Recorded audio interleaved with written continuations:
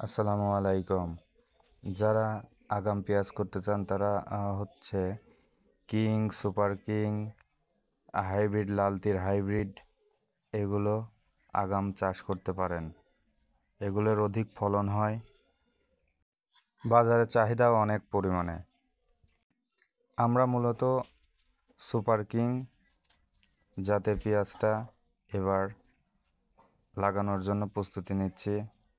পেঁয়াজের দানা ফেলাচ্ছি।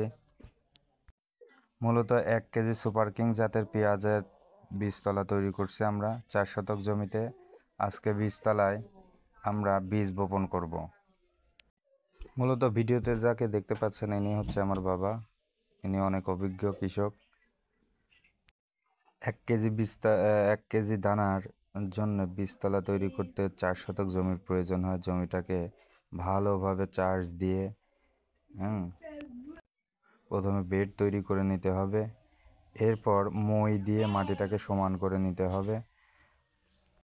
সমান করে নেওয়ার পরে আপনার বীজগুলো বেডে ছিটিয়ে দিতে হবে ভালোভাবে। এবং এর পর্যায়ে আমাদেরকে বীজ এখন ফেলতে হবে। বীজ ফেলার পরে আমরা মূলত ছাই দিব, বীজতলার উপরে ছাই দিব।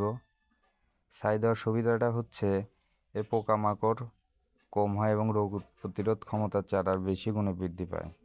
বীজতলায় ছাই দেওয়ার কয়েকটা সুবিধা আছে। সুবিধাটা হচ্ছে যখন বীজ চারা হবে, চারা ওঠানোর সময় লেবারের খরচ কমে যাবে, চারাগুলো সহজেই উপরে উঠে আসে। ফলে ছাই দিলে আপনার অনেকগুলো উপকারিতা হয় এবং জমির উর্বরতাও বৃদ্ধি পায় কিন্তু ছাই দিলে। তো ছাই দেওয়াটা আমি মনে করি বেটার, এবং ছাই দিলে ঘাসের পরিমাণটা অনেক কমে যায়। এ পর্যায়ে আমরা বীজ বপন করছি বীজতলাতে, এবং বীজ বপনের পরে আমরা ছাই দিব। ছাই দেওয়ার পরে হচ্ছে বীজতলায় সেচ দিয়ে দেব। বীজতলাটা মূলত 4 শতাংশ জমিতে আমরা বীজতলাটা প্রস্তুত করছি। এই যে ছাই দেওয়া হচ্ছে, ছাই দেওয়ার শেষে আমরা হচ্ছে বীজতলায় পানি দেব। পর্যাপ্ত পরিমাণে ছাই দিতে হবে। ছাই দেওয়ার শেষে আমরা হচ্ছে পানি দিয়ে দেব।